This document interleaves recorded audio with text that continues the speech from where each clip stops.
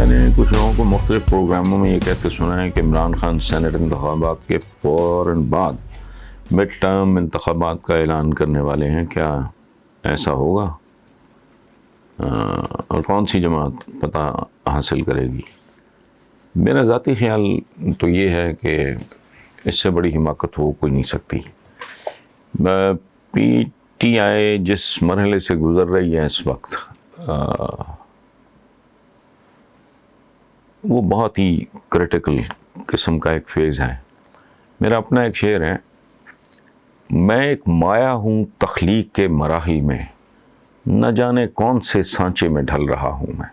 لوہا جب پگھل کے آتا ہے نا تو اس کو پتہ نہیں ہوتا کہ اب فیٹ کیا ہے، آگے کس قسم کا سانچہ ہوگا اور ادھر جا کے اس نے کون سی شکل اختیار کرنی. تو پیپلز پارٹی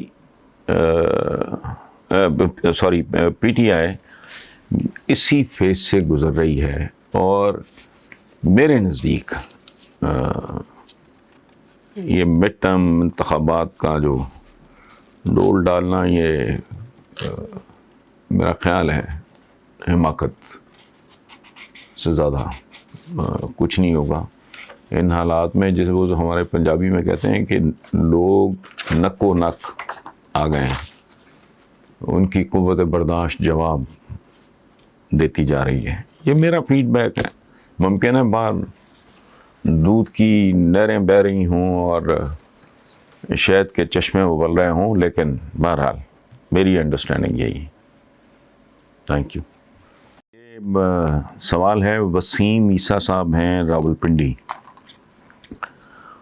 انہوں نے کہا ہے کہ جی سینٹ انتخابات کے ٹکٹوں کی تقسیم کے معاملے میں نون لیگ اور پیپلز پارٹی نے سینئر رہنماؤں کو نظر انداز کر دیا ہے، جس کی بڑی مثال زبیر عمر اور رحمان ملک ہیں. کیا دونوں پارٹیوں نے اپنے سینئر رہنماؤں کو نظر انداز کر کے درست فیصلہ کیا ہے؟ یہ کمزوری کا باعث بنے گا یا مضبوطی کا؟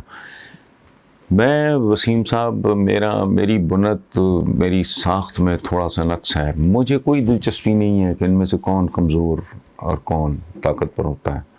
اور یہ آپ کے سوال کے جواب میں نہیں کہہ رہا. میری 28-29 سال کی کالم نگاری اس بات کی گواہی دیتی ہے. میرا اگر وہ کنسرن ہے کہ عوام مضبوط ہوتے ہیں یا کمزور ہوتے ہیں، ایک بات. دوسری بات یہ ہے کہ کسی کے ذاتی کاروبار میں مداخلت نہیں کیا کرتے. پیپلز پارٹی اور نون لیگ یہ میرے سیاسی ایمان کا حصہ ہے کہ they are not political parties. یہ چھابڑیاں ہیں، یہ ریڑیاں ہو سکتی ہیں، یہ خانچے ہو سکتے ہیں، یہ شاپنگ مالز ہو سکتے ہیں، یہ بڑے بڑے پلانٹس ہو سکتے ہیں، یہ ملز ہو سکتی ہیں. یہ پولیٹیکل پارٹیز، یہ گینگز ہو سکتے ہیں، یہ جتھے ہو سکتے ہیں، یہ لشکر ہو سکتے ہیں، یہ کچھ بھی ہو سکتے ہیں.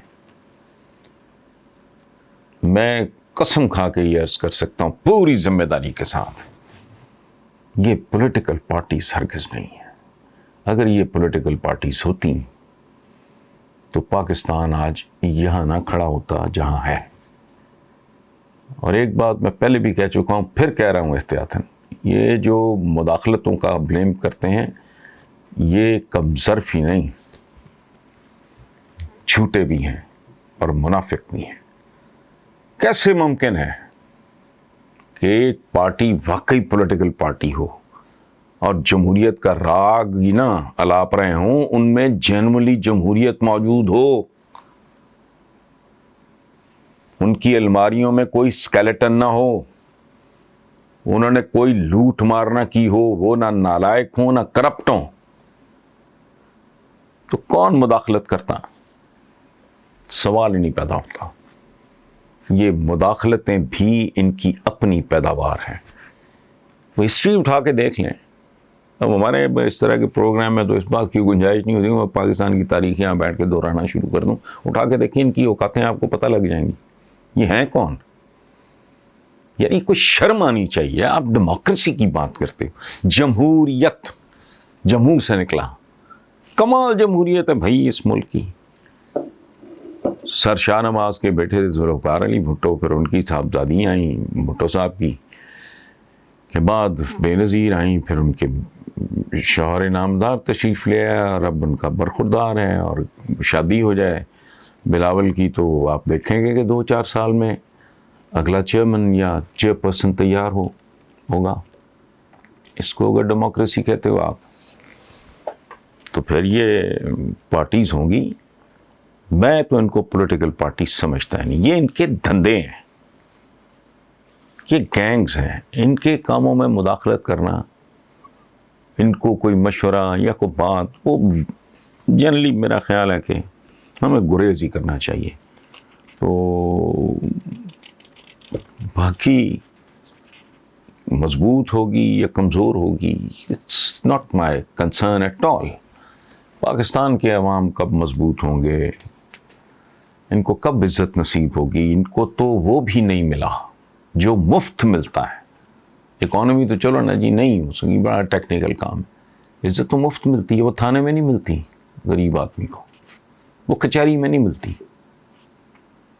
اس کو ہاسپٹل میں نہیں نصیب ہوتی، مفت ملتی ہے. تو ان کو تو جو مفت ملنا تھا وہ بھی یہ لوگ نہیں دے سکے. تو ان کے معاملوں کو دیں نہ دیں، جو کچھ ہے ان کے اپنے گرد ہی گھوم رہا ہے. Thank you very much.